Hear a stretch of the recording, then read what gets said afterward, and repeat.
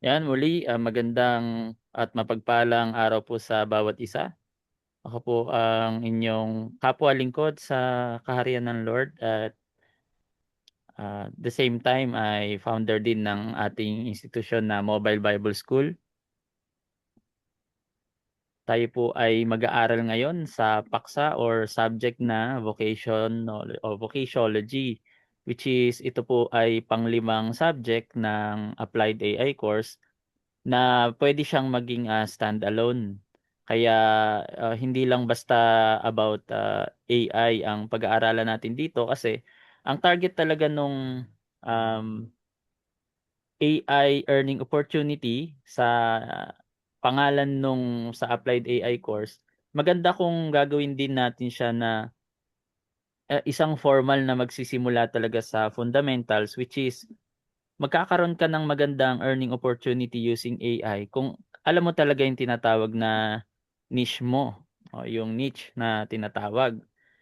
Yun yung specific target mo at saka yung talagang ah, gift mo sa marketing or kung ano yung talent mo o yung ino-offer mo, no? And we will discover all of those things.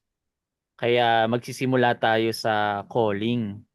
At ang kagandahan nito, mga kapatid, ay hindi lang 'to magtatapos sa mga lectures. Talagang, pagtutuunan natin ng pansin na magkaroon tayo ng, produkto na maiiwan natin at magbibigay tayo ng impact.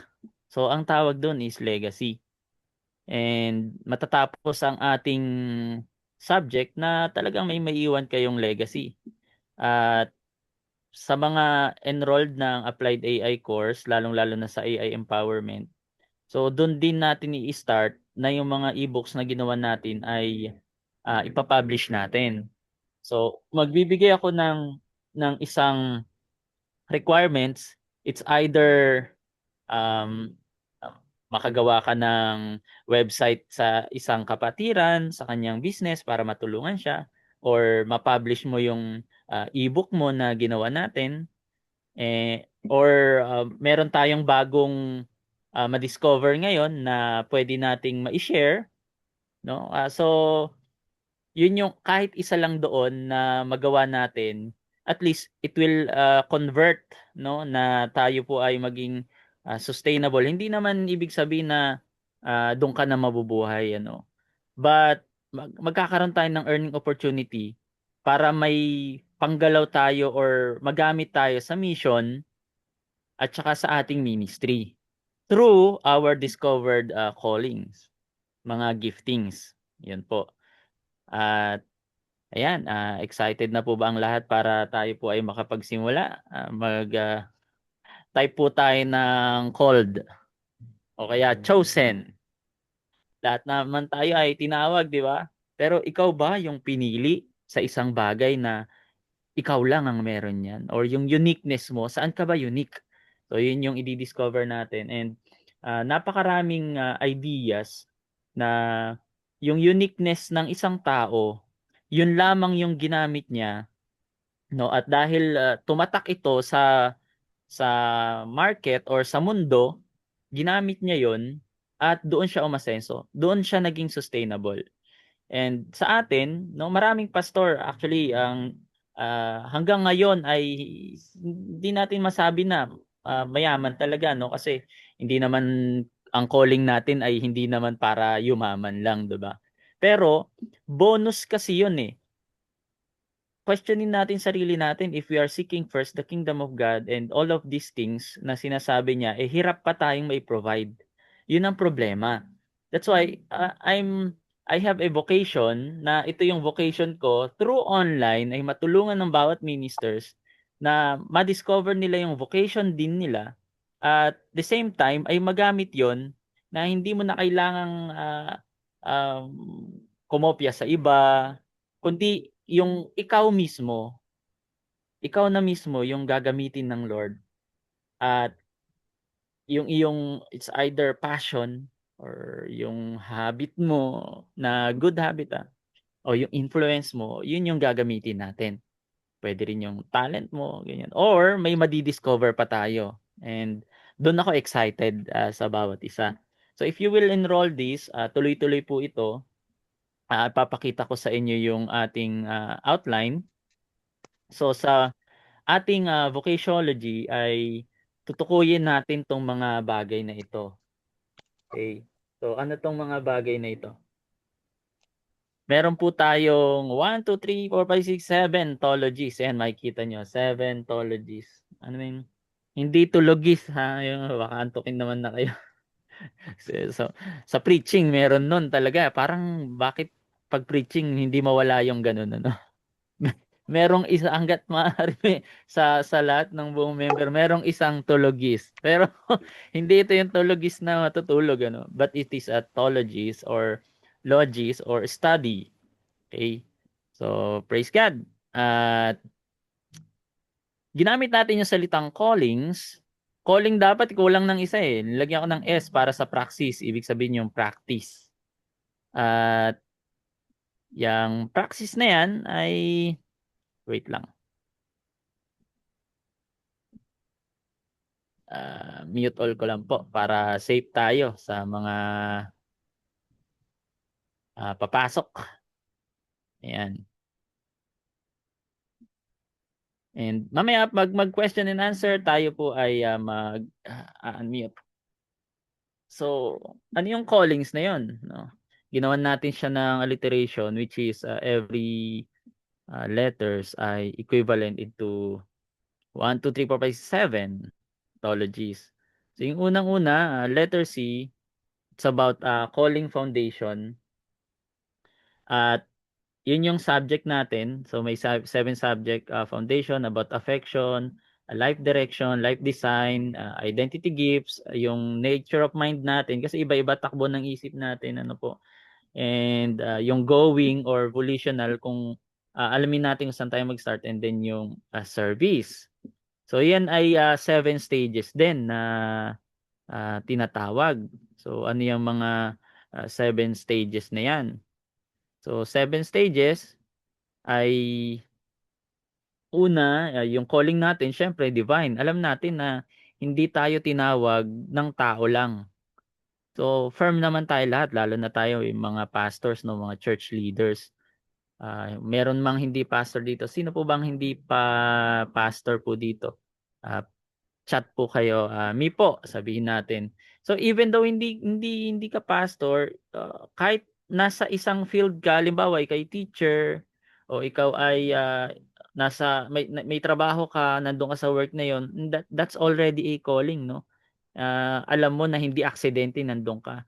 So yung calling na 'yon, which is your foundation, is divine. So, yun yung vocation mo, vocatiology. So, sino ang tumawag sa'yo doon? That is the guiding question. And yung sumunod naman, A, affection. That means yung dreams o yung pinapangarap mo, yung hindi yung dream na panaginip mo, ano po, yung pinangarap mo nung ikaw ay bata pa. No, sa tayo nung mga bata pa tayo, alam natin na meron tayong masasabing anong gusto mong maging paglaki mo. Oh, sige po. Try natin na i-type. Nung naalala niyo po ba nung bata tayo? Anong gusto mong maging paglaki mo? Pwede po bang i-type natin? Yan, type natin kung ano ang ah, sinasabi natin noon nung, nung tayo ay ano pa, mga bata pa. Ako po ang gusto ko noon sabi ko noon, fine arts eh. Nagpe-painting at saka architect. Yan, kasi mahilig talaga ako ng mag-drawing. Ngayon, nung elementary ako, nung mga grade 6, grade 4, scientist din ang gusto ko noon. Scientist, 'di ba? So may mga dreams tayong lahat. Fine artist din si Pastor Franco, singer, grabe. Kaya magaling sa instrument si Pastor Franco. Ako sa instrument lang na gusto ko rin sanang kumanta pero ayaw nung kanta sa akin, yun yung problema eh. So, yun yung problema. So, sino pa? Wala na ba?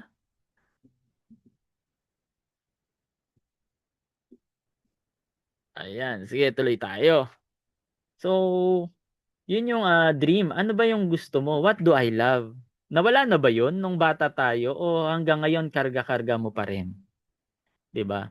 Kasi nung bata tayo at yun yung gusto natin, hindi imposible na ngayon ay mapukaw siya. Through this vocatiology, pwede pa ring mapukaw yung ano yung part na yon, no? Okay? Yung part na yon. O magising, ibig sabihin. Kasi ang ibig sabihin ng vocation ay call. In Greek word, Latin, I'm sorry. In Latin, ang ibig sabihin ng vocare ay to call or to summon. Parang tatawag ka. Tawagin mo. Summoning. Sa ML, parang may ganun na ano eh. Tumatawag siya ng iba eh. Summon something, ganyan.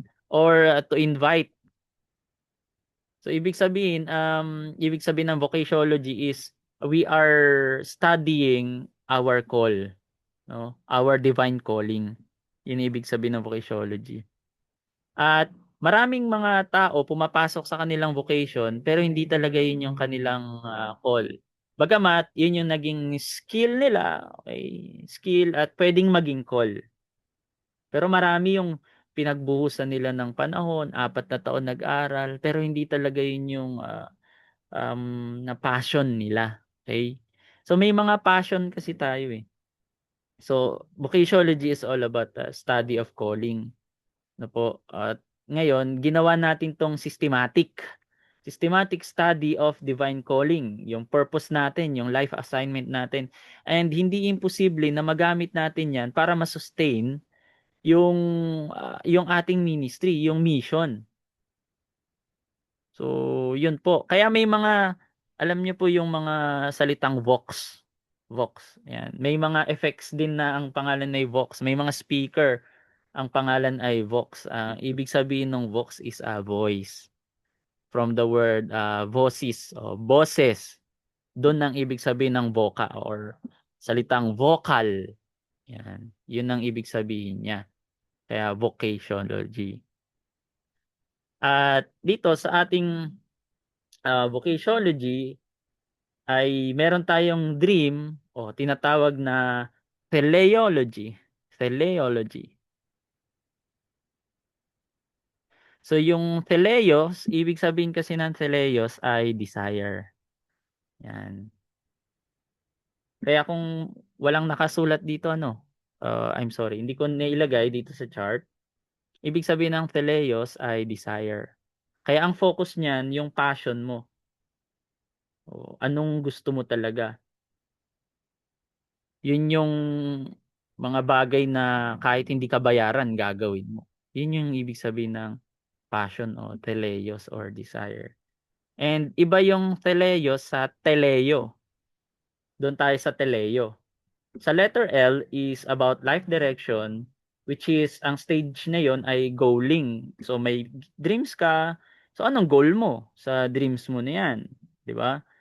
Praise God, may naging dream si Pastor Franco, magiging writer siya, ilalagay niya yung mga makakatang nagawa niyang poem, 'di ba? And nai-publish niya, nagkaroon siya ng goal at na-hit niya yung goal na yon. So yun yung tinatawag na teleo. Iba yung teleo o teleios sa teleo. So yun yung ibig sabihin ng teleo or ating goal. Ano ba ang kailangan mong ma-finish? Ang ibig sabihin kasi ng teleo ay end, yung dulo. Kaya pag may sinabi nating telescope, parang kung ano yung nasa dulo ng iyong mga mata, naaabot niya. Or telephone, yung nasa dulo o kabila, o panig, ay yun yung kausap mo. Or yun yung ibig sabihin ng teleo. Kaya television, yun yung ibig sabihin kasi ng tele. Okay? May direction. Yun yung focus natin. So, that will ask or ang guiding question niya is what must I finish? Ano ba yung end goal ko mula sa dream na ito? Sinuko ko na ba? And then ang sumunod ay yung ating life design. So, life design sa letter L, syempre, it's all about design. So, propositology means purpose or design. So, why was I created? Bakit ka kinreate ng Lord? Ano ba ang purpose mo? Just to exist or okay na ba yon yung to pastor? Yun na ba yon? Kasi before ka naging pastor, meron kang dreams eh, 'di ba? Meron o wala? Sino po sa inyo ang ano, ang walang dreams nung bago siya maging pastor? Meron talaga, meron. And ang masakit sometimes nung tinawag tayo ng Lord na mag-pastor, ginive up na natin yung dream natin na yon, 'di ba? Lalong-lalo na may masasabi natin na inilaban mo yun noon, pero dahil tinawag ka ng Lord, itinigil mo na. So hindi dapat sana. Okay? Pwede, pero hindi dapat sana. Kasi ah, purpose mo yun. May pagkakataon na hindi ka kinreate ng Lord na magaling kang sumayaw. No? May nakalagay dito, choreographer, si Pastor Well, na walang purpose. Meron eh. Hindi pwedeng wala. Di ba? So, ba't ka pa binigyan ng Lord ng malambot na gift kasi din yun. Malambot yung katawan. Eh ako, parehong kaliwang paa. Sinong relate dyan? So, yun yung propositology. Bakit dapat tayo kinreate ng Lord? And next natin is yung letter I. We will identify our gifts. Ibig sabihin nung identifying the gifts ay charismatology. Charismatology, kasi yan yung mga inilagay na ng Lord na ability natin. It is either by skills or by nature. Yan. Dahil meron ka nung purpose na yon, ginagamit mo, gift yan ni Lord. So, yan ang magiging tools mo. O baka hindi mo pa alam. Meron yung nagsasabing, wala akong talent. Hindi pwede. Meron talaga. May ability ka. Meron kang kakayanan na hindi kaya ng iba. Eh yung pangalang maging friendly na halos pag dumating ka sa isang lugar, parang kaibigan mo lahat, wala kang kaaway, eh ability yun. Kaya nga ang tawag dun is charisma. Di ba po? Pag nagsalita ka, tuwa sila. Charismatology. Ibig sabihin ng charis ay yung grace ng Lord, yung gift ng Lord. So yun po ibig sabihin niyan. So we will discover that at gumawa ako ng mga AI natin na assistant na magdi-discover noon. Okay, napakaganda. So, at ipapamigay natin yun ng libre kapag nag-enroll kayo ng 400 dito. So, tatlo yung ipapamigay ko. Yung alchemy, yung what makes you different, and yung discernment framework na magagamit nyo talaga yon. Hindi lang kayo. Pwede nyo po yung ipasa sa inyong mga church members, sa mga professional. Pwede nyo ring ituro ito sa mga young people para mas lalo silang maging productive. Iba kasi yung 8 hours job lang natin, tsaka yung passion eh, magkaiba yun eh. Kaya madaling mapagod yung isang tao sa trabaho kasi hindi niya yung passion. Pero alam nyo yung mga talagang nagiging, sabi na lang natin, no, maging realistic tayo, milyonaryo. Yung mga nagiging milyonaryo, naging passion nila yon. Yun yung ability nila or naging skills nila. Okay? So mostly, yung passion talaga. Halimbawa, si KFC, di ba po, si Sanders, hmm, Colonel Sanders, eh matanda na siya, military, nag-resign. Meron siyang tinimpla na ang tawag doon seasoning.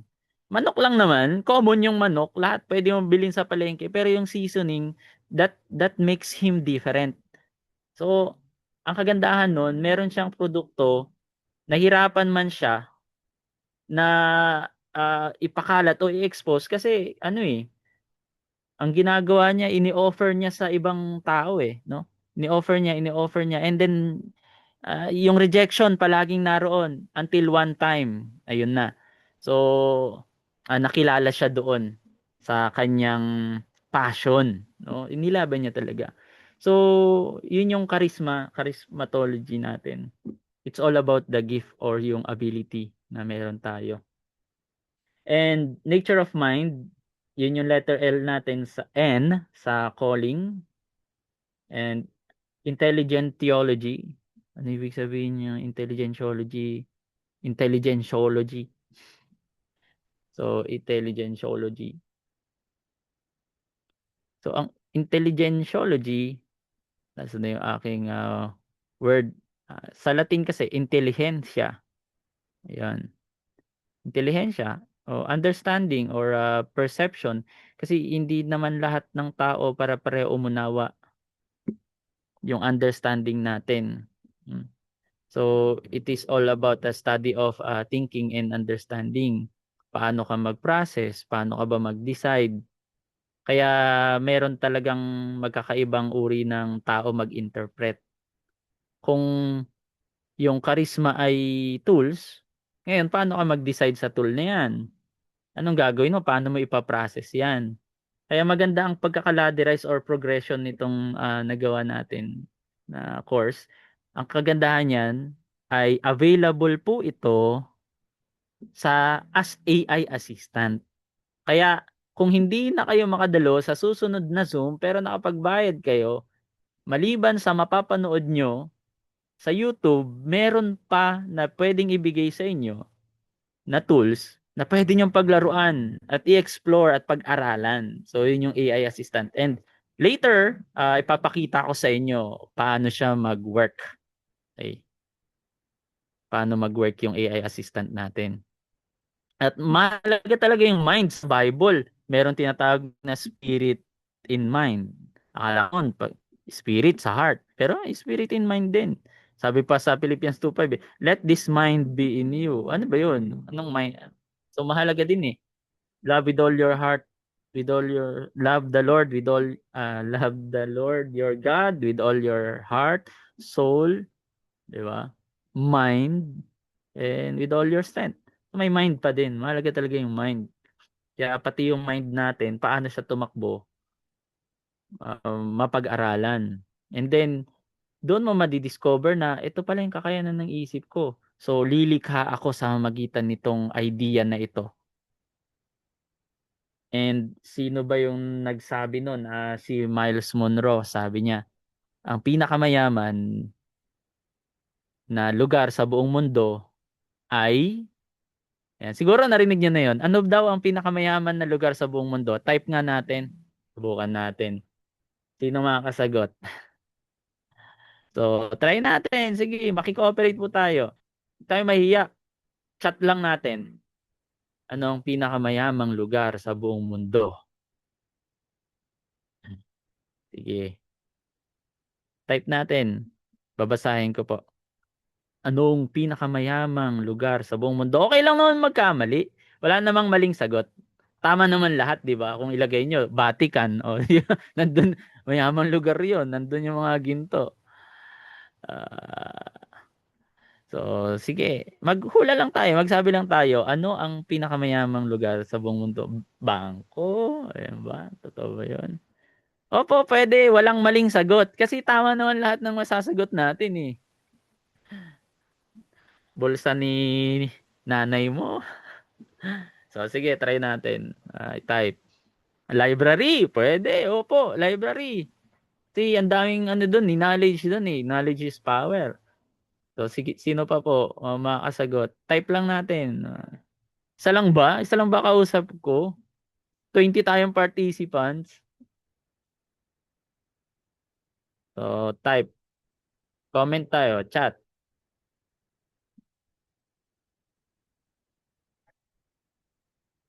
Yung mind. Yung mind natin, isa sa pinakamayaman na lugar.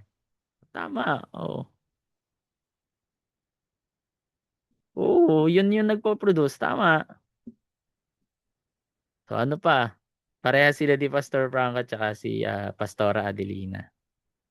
So, eto naman galing kay Miles Monroe at nagustuhan ko yung sagot niya. Bakit? Tama, mayaman ang mind. Okay? Pero yung mind na yon naibaon at sama-sama sila doon. Saan? Saang lugar? Sa sementeryo. Bakit?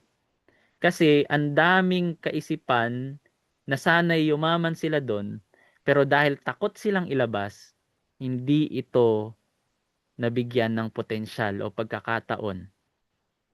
Di ba po? Paano na lang kung yung tinatawag na formula ni Einstein na E is equals to mc squared ay nabaon lang at hindi niya isinare?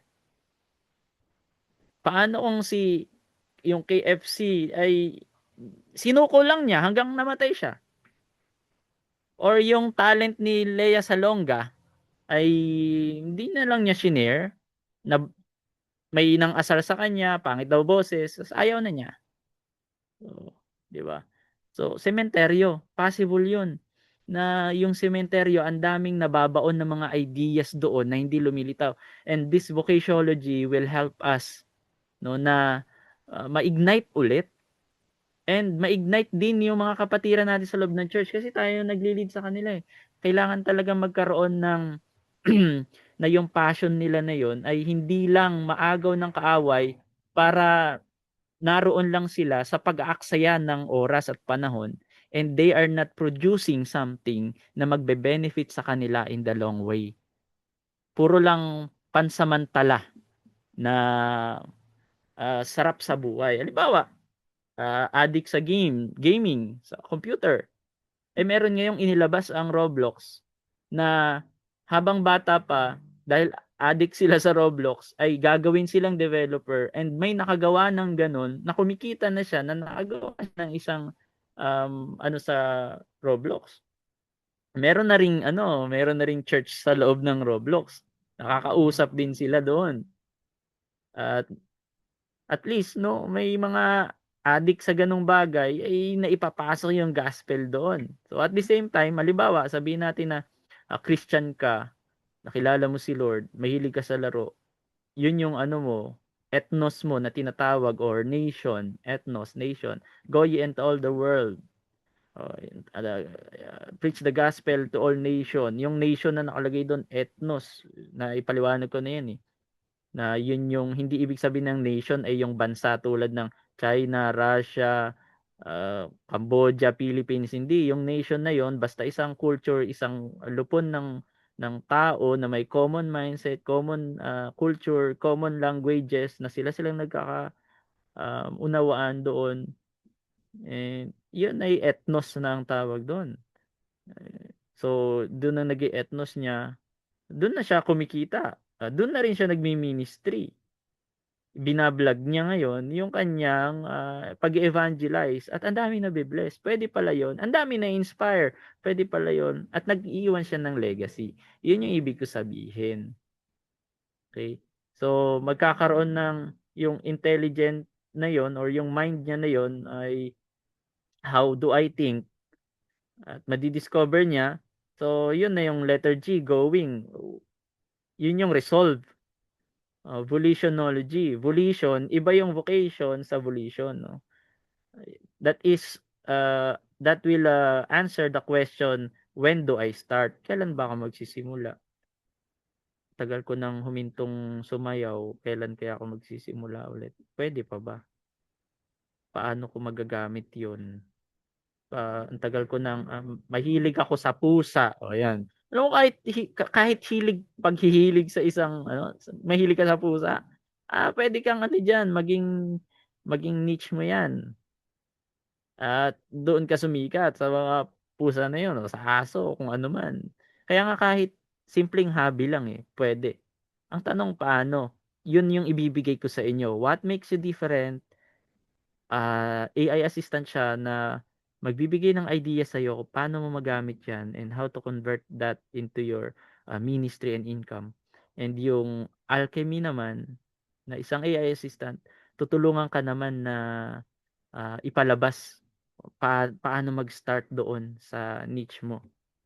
Dahil unique ka diyan, ikaw lang makakabigay ng solusyon dahil diyan sa gift mo na 'yan. And yun na nga yung service, yun yung last natin 'no, service. Letter S. Yun yung work, how to work out, praxisology. Praxis means practice, no? Application. So paano may apply, how to apply that. Kaya napaganda nitong ating progression ng subject na 'to. Kaya intro pa lang ito, introduction sa ating subject. So pinakita ko sa inyo at lahat ng guiding natin diyan, outline ay maituturo natin siguro mga 3 days. And then hindi tayo magkikita ng 1 week. So may ipapagawa ko sa inyo na hindi kayo maka-move on kung hindi niyo gagawin. And sa last, 'pag nagawa niyo na, ayun magtutulungan tayo. Gagawa tayo ng isang community group chat and i-involve natin kayo sa Agapay. Ayun yung sinasabi ko na mga gustong mag-earn through online or using basta may AI influence na anumang bagay, no? Businessman 'yan, profession o kaya self-employment, etc. Or habit, yan, something. So yun po. So praxisology. That's our service. Ibig sabihin ng praxis ulit, action o practice or yung deeds, work, ganyan. Kaya yan yung study of action and execution. Paano mo i-perform, paano ka mag-serve using that discovered natin na calling. So, yun. Praise the Lord. Yan introduction natin. At sa mga may question dito sa pitong theologies natin, pwede tayo mag-question.